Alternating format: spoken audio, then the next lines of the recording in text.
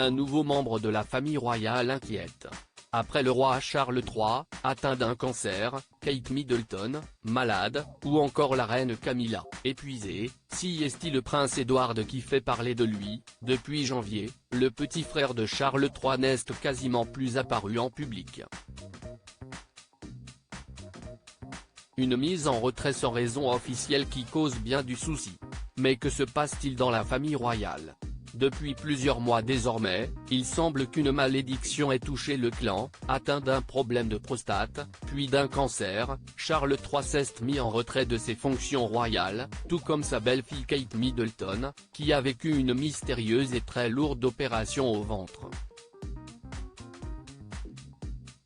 Le prince William, bien décidé à s'occuper de sa famille pendant que sa femme était au plus mal au début de sa convalescence, a un temps freiné les obligations royales. Ce qui ne laisse plus grand monde pour assurer l'intendance.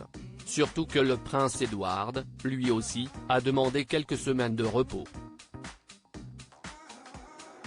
Devenu indispensable dans la famille, notamment après le départ du prince Harry et de Meghan Markle, le discret petit frère de Charles III n'a pas donné de précision sur les raisons pour lesquelles il réclame ce break.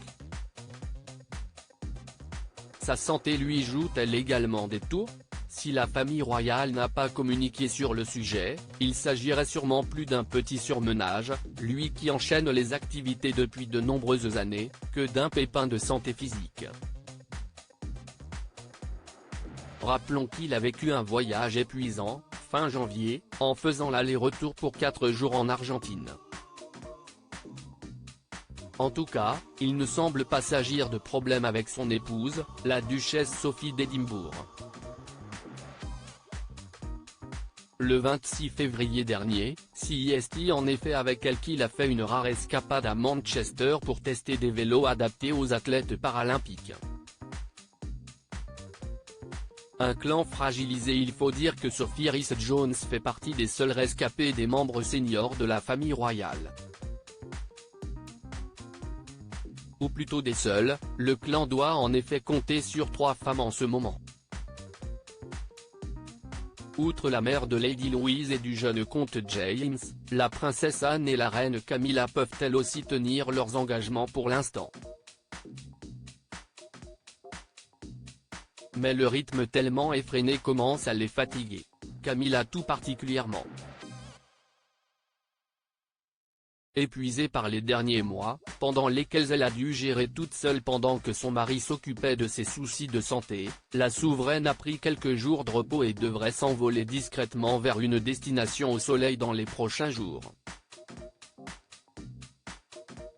Cette pause a priori obligatoire pour la soulager inquiète outre-Manche. Comment faire pour gérer avec si peu de monde ?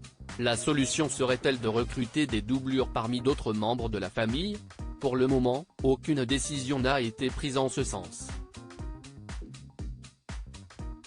Mais cela pourrait tout de même arriver. La princesse Béatrice d'York, sérieuse et populaire, pourrait notamment assumer certaines responsabilités.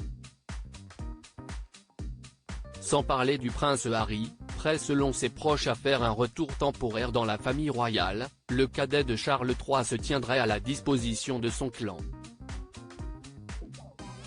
Mais son père et son frère, échaudés par ses révélations et ses caprices, éviteraient sûrement bien volontiers d'y avoir recours.